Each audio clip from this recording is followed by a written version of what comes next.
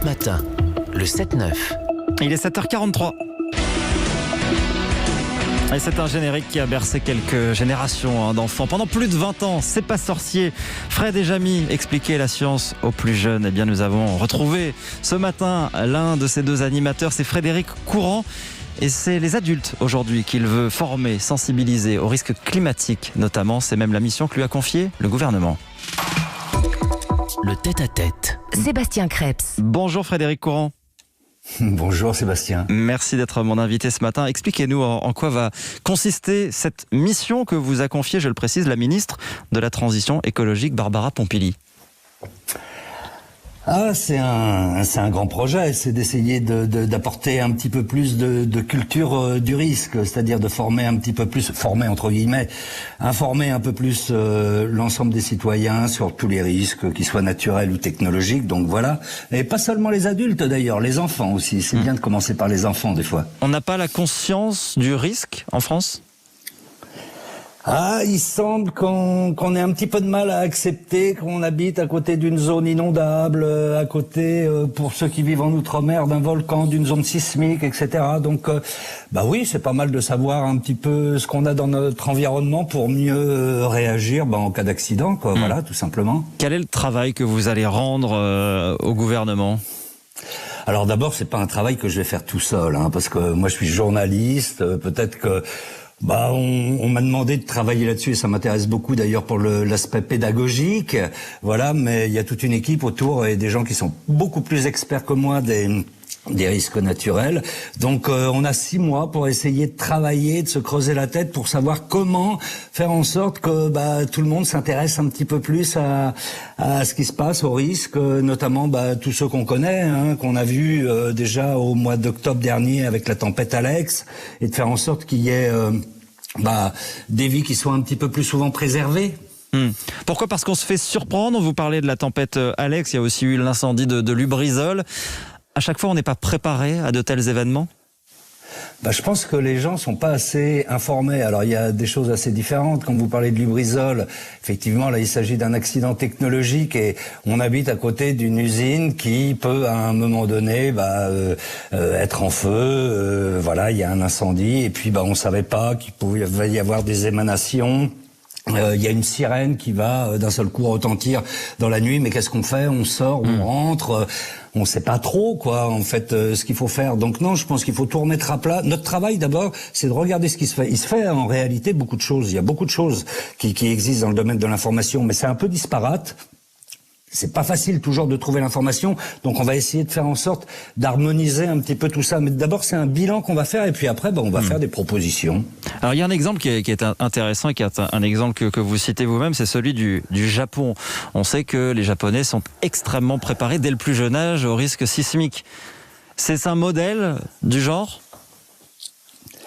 Pourquoi pas, ouais, non seulement au risque sismique, mais au tsunami aujourd'hui. Mais vous savez, c'est intéressant. Moi, j'étais il y a pas très longtemps aux Antilles, et depuis les séismes de 2004 aux Saintes, les enfants apprennent dans les écoles aux Antilles à se mettre sous une table, à sortir en urgence de la classe, simplement parce qu'ils sentent quelques vibrations au sol. Donc il suffit d'être formé, d'être préparé, et c'est pour ça que c'est important aussi de former les plus jeunes, d'avoir cette espèce de réflexe.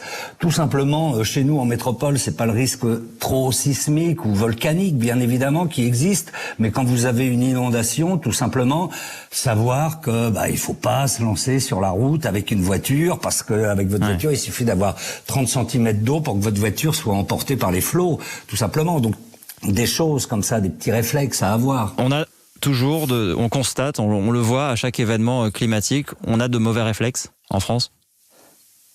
A priori, ouais. A priori, on a de mauvais réflexes. Et voilà, mais je pense que c'est quelque chose qui est...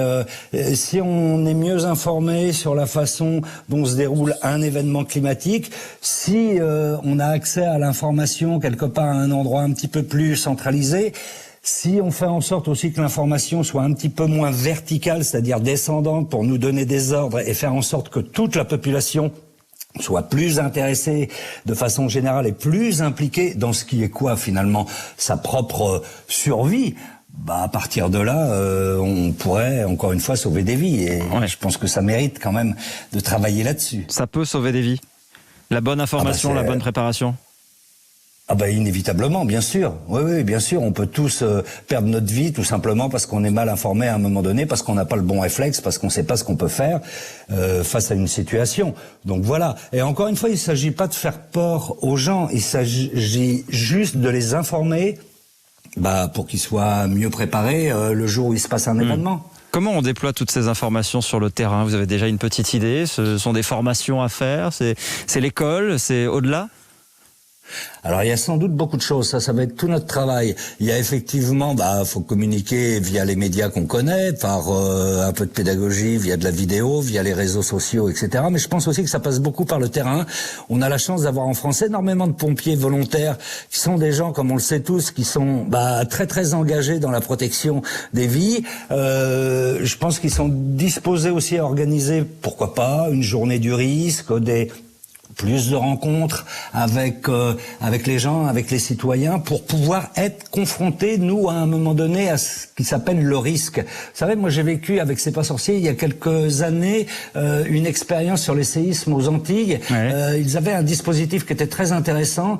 Il y avait une sorte de plaque qui simulait un tremblement de terre, et chaque enfant pouvait monter sur cette plaque pour se dire à un moment donné, maintenant tu vas être debout sur une plaque avec un séisme de magnitude 6, et puis maintenant 7, et puis maintenant 8, et quand vous montez sur une plaque comme ça, vous vous rendez un petit peu plus compte de ce qu'est un tremblement de terre, et de ça vous fait tout simplement prendre conscience de ça. Donc il y a probablement plein de dispositifs comme ça à mettre en place. Que vous ont appris ces 20 et quelques années passées dans C'est pas sorcier aux côté de Jamy, à vulgariser la science, à l'expliquer aux plus jeunes et d'ailleurs aux moins jeunes, parce que tout le monde pouvait regarder cette émission. Il y a quelque chose à en tirer dans la façon dont vous allez envisager les choses sur ce sujet précisément aujourd'hui? Déjà d'écouter les gens, d'écouter les professionnels, de recueillir leur expérience, d'essayer d'en faire une synthèse et de la traduire pour la transmettre à tout le monde, au grand public. Vous savez, avec Jamy, nous on a été toujours les premiers curieux et les premiers spectateurs de nos propres émissions. C'est-à-dire qu'on a appris beaucoup de choses et on a essayé de les transmettre après. On va essayer, et là je vais essayer de travailler avec toute l'équipe encore, parce que je suis pas tout seul. On va essayer de travailler dans le même sens, d'écouter, de regarder ce qui va pas, et de faire avancer les choses. Vous devrez rendre vos travaux dans combien de temps? À peu près 6 mois. 6 mois. Voilà, Fred de C'est pas sorcier, Frédéric Courant, en mission pour le compte du ministère de la Transition écologique pour 6 mois, pour mieux former, mieux préparer les Français aux risques climatiques et environnementaux. Merci beaucoup d'avoir été ce matin sur Europe 1, Frédéric Courant. Merci, avec plaisir.